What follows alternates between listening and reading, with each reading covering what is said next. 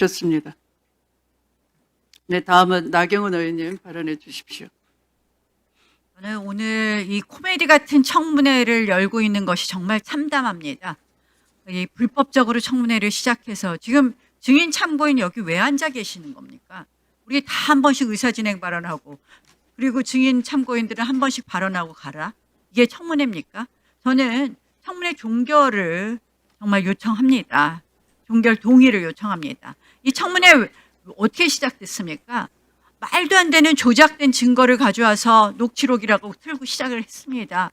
4인 회동을 이라는 것이 있었다는 것을 본 사람도 아니고 4인 회동이 있었다는 것을 들었다는 사람으로부터 또 들었다는 사람이 한 녹취록이었습니다. 그리고는 지금 또다시 오늘은 또 새로운 의혹도 또 막 제기합니다. 아니, 의혹을 제기한 쪽에서 입증을 해야지 무죄를 입증합니까? 여기 지금 우리 법조인들 많으신데 입증 책임이 도대체 누구한테 있습니까? 그냥 그러면 의혹만 제기하면 다 청문회 하는 겁니까? 저는 아까 많은 의원님들이 민주당 의원님들 국회법 운운하셨는데요. 국회법도 헌법 밑에 있는 것입니다. 우리 헌법에는 근현대 헌법은 자유민주적 기본질서를 채택하고 있고 거기에 핵심 가치는 바로 삼권 분립입니다. 핵심 가치 중에 하나는. 왜 이런 게 생겼습니까? 나치 정권이 합법이라는 이름으로 민주주의라는 이름으로 그리고 선거라는 이름으로 독재를 했기 때문에 그것에 대한 반성으로 생긴 것이 바로 자유민주적 기본질서고 그 핵심 가치가 삼권 분립인 것입니다. 이 삼권 분립에서 핵심이 뭡니까? 결국 재판에는 개입하지 말라는 겁니다. 재판에는 개입하지 말아라. 조희대 대법원장을 흔드는 거 뻔하는 거 아닙니까? 이재명 대통령 무죄 영구화하겠다는 거 아닙니까? 지기현 판사를 흔드는 거 내란 유죄 반드시 찍어내라는 거 아닙니까? 오늘 법원 보도자료 보니까 상세히 설명됐습니다. 우리 민주당 의원님들도 다 보셨을 텐데요. 여기 다 써 있네요. 이 사건 술집에 가게 된 경위, 술집 내부는 룸사롱 같은 것으로 생각하지 않았다고 하는데 가서 현장 조사해 보니까 그 진술 취지에 부합하는 것이다. 이렇게 써 있습니다. 게다가 관련자들의 진술에 의하면 바로 왜 이렇게 다들 흥분해요? 흥분하지 말고 읽어보세요. 읽어보세요. 여기 현장 조사해 보니까 그렇게 돼 있다는 거 아닙니까? 그리고 그 대상 법관이 있을 땐 여성 종업원이 동석한 사실도 없다 이렇게 돼 있습니다. 그러니까 또 다른 의혹을 제기해요. 그러면 그걸 또 입증해야 됩니까? 이거는 정말 가짜 뉴스 공화국입니다. 가짜 뉴스로 대법원장 흔드는 것, 가짜 뉴스로 사법부 흔드는 거. 자, 김병노 대법원장 이야기했는데요. 김병노 대법원장이 재판에 관해서 그 국회에 와서 진술한 것이 아닙니다. 저는 이 대법원에서 한 얘기를 들어보면 딱딱 이해가 돼요. 근데 그걸 갖다 박균택 의원님도 무슨 대법원장이 왜 그 국무총리는 만나지 않았다고 똑바로 얘기 안 하냐는데 권력서열 2, 3위는 무슨 행사에서 당연히 만나는 경우가 많지 않습니까? 그러니까 그런 예정하고선 그렇게 발언한 거 이해가 안 되십니까? 저는 자꾸 가짜 뉴스로 이 대통령 무죄 만들려고 대통령 지키려고 그렇게 애쓰시지 말고 정말 대통령께서도 오늘 무슨 무죄 받으면 항소하지 말라라. 저는 범죄자 대통령이니까 범죄자 편만 드시는 거 아닌가 이런 생각이 듭니다. 그러니까 대통령 말씀을 우리가 곱게 들을 수가 없어요. 배임죄 폐지도 마찬가지예요. 기업인들을 위한 게 아니라 이거 대통령 죄면하려고 또 배임죄 폐지 주장하는구나. 자, 여러분 진짜 범죄자 대통령 지키려고 노력하시지 말고 재판 재개해서 재판 잘 진행되도록 하십시다. 그래서 재판 결과에 따릅시다.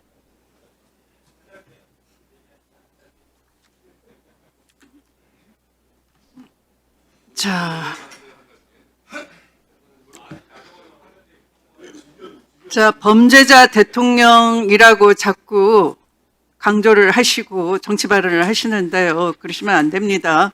나경원 의원님. 나경원 의원님 피고인 신분이시죠? 나경원 의원님도 네, 지금 판결 선고 기다리고 계시는 피고인 아닙니까? 네. 되게 찔리시는 게 있는 모양이에요. 아이, 그만 좀 깐죽 대세지. 자, 최혁진 의원님, 네, 발언해 주십시오. 네, 오늘 어쨌든 국민의 부름을 거절한 조희대 대법원장의 행태에 대해서 대단히 큰 분노를 느낍니다. 자, 최혁진 마지막 의원님 들을게요. 발언을 듣고 가는 게 예입니다. 예. 지금 오늘 의사진의 발언 왜 들어요 우리가? 위원장님 잠깐 멈춰 주시면 네, 그렇게 하겠습니다. 좀 멈춰 주세요.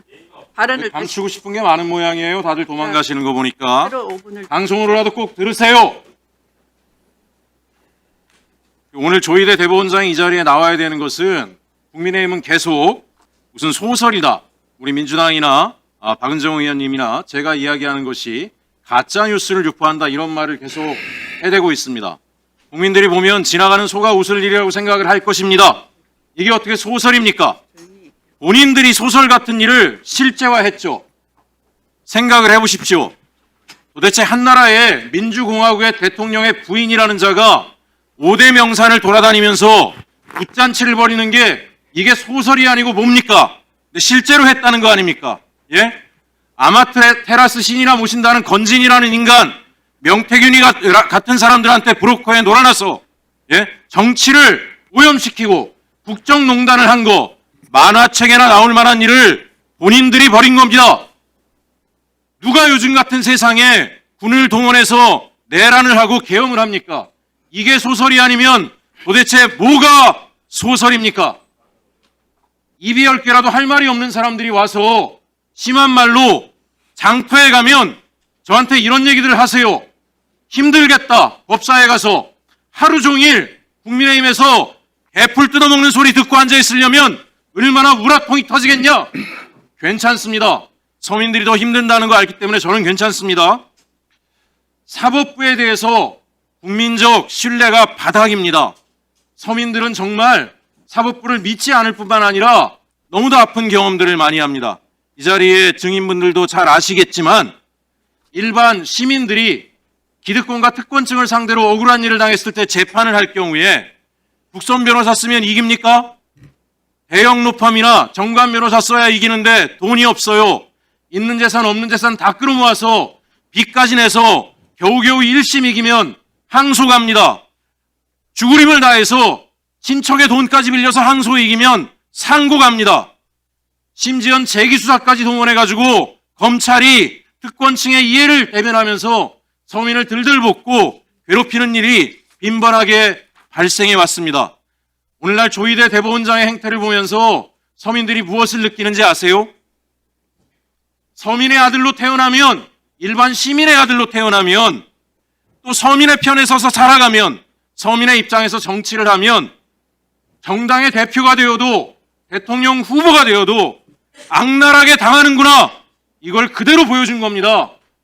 네가 아무리 높이 올라가도 기득권의 편에 서지 않으면, 특권층의 편에 서지 않으면 우리 눈밖에 나면 어떤 꼴을 당하는지를 그대로 보여준 겁니다.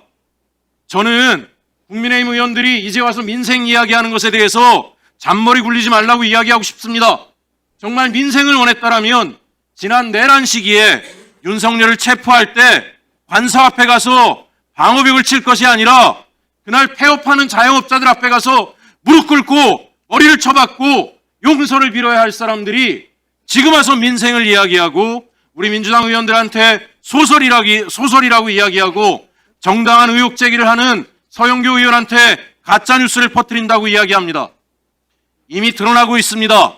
내란을 한두 사람이 했겠습니까? 수많은 기득권과 특권층이 연대해서 내란을 만들었습니다. 지난번에 서영교 의원께서 이야기하셨지만 11월 22일이었던가요?